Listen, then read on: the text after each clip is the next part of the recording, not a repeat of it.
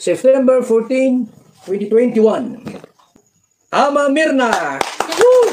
Congrats po kay Ama Mirna.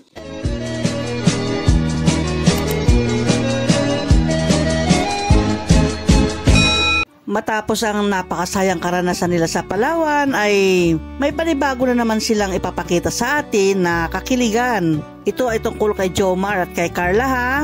Sa pagpunta nila sa napakagandang tanawin ng Bulkang Mayon ay di na talaga may tatago pa na sila na nga. Hindi pa man nila sinasabing sila na, ay kitang-kita naman sa kilos nila na sila'y mag-boyfriend-girlfriend na. Baka di pa sila handa no na i-reveal ito. Kaya ayun, tahimik muna sila kung natatanong ba ng iba na kung sila na ba.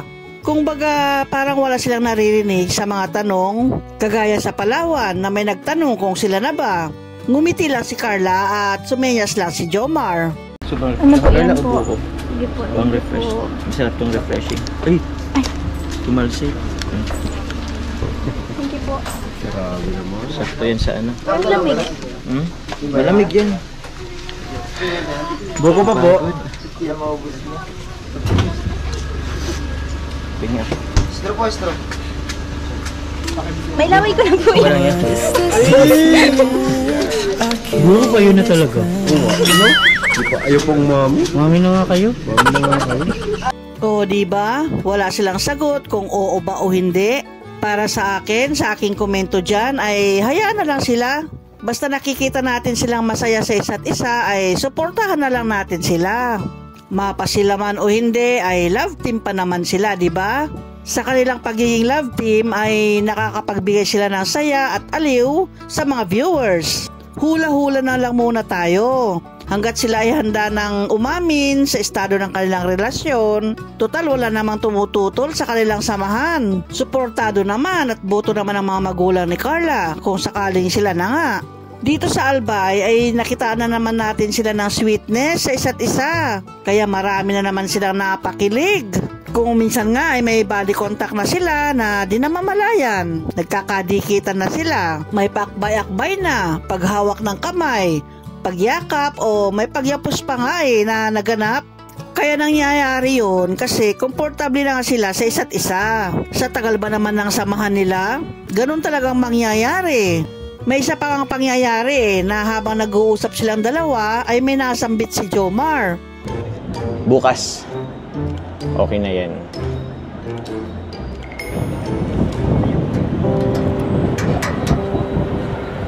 Sa bagay po, may bukas pa naman. Alam mo bang namiss kita? Namiss din po kita. Oy? Namiss mo ako? Tsaka parang di naman Ayot lang. Bawal palang sabihin sa vlog. Ay, ano yun? May sikreto? Ikaw, Jomar ha, binibitin mo kami palagi. Parang inuunti-unti ninyo kaming masabik sa dapat naming malaman. Binibitin nyo kami. Pero wag mag-alala, Jomar. Kasi nababasa naman namin yan sa inyong dalawa eh. Kung di namin marinig sa inyo ay nababasa naman namin sa inyong mga kilos, o di ba? Ang dami ngang may gustong malaman kung ano ba yun. Kung ano ba yung senyas mo na yun. Mag 1 million na naman ang nabibitin sa ngayon. Panoorin natin ang ibang kaganapan sa kanilang pamamasyal. Good vibes lang po tayo mga kalingap.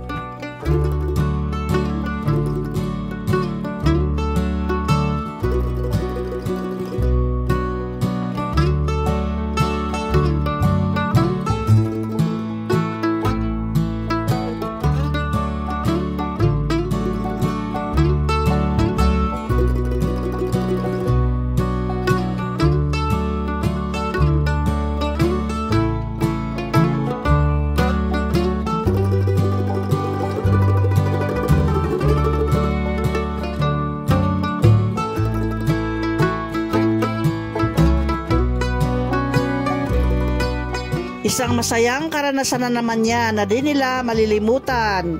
Talagang kaabang-abang palagi ang jump car. Kung nabitin man tayo ngayon ay abangan na lang natin ang susunod na kaganapan. Siyempre, mapapanood natin yan sa channel ni Kalinga Prab. Kaya suportahan po natin si Kalinga Prab. Salamat po sa inyong panonood. Hanggang sa susunod po muli. Bye-bye!